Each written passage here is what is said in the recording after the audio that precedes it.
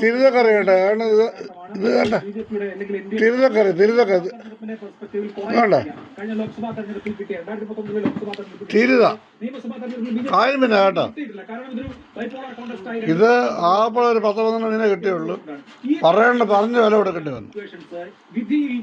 അതായത് ഒരു 10 കാണും, ഒരു 8-9 കാണും. 600 രൂപ കൊടുത്തു.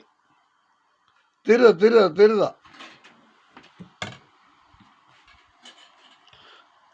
ചക്കയുണ്ട്, ചക്ക, പൊറോട്ട, ചോറ്. റേഷൻ കട കയ്യിലെ ചോറാണ് കേട്ടോ. നമ്മൾ കൂടിയ പണക്കാരൊന്നുമല്ല, റേഷൻ കട അരിയ.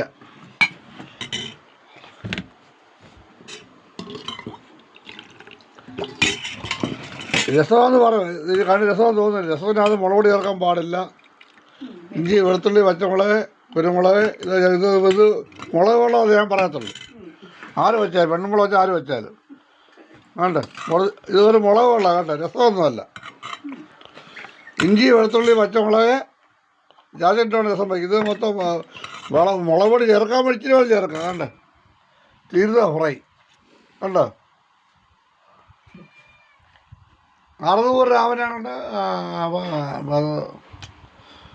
650 രൂപ കൊടുത്ത് കാണും. 600 രൂപ ഒരു കിലോ.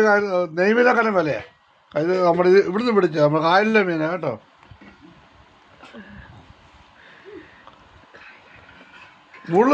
ഇതിന് മുള്ളു പറ കേട്ടോ.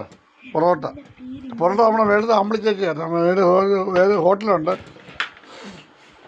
പൊറോട്ട അവിടെ തന്ന കേട്ടോ. ചക്ക, ചോറ്, തേങ്ങയുടെ ചോറ്, പൊറോട്ട,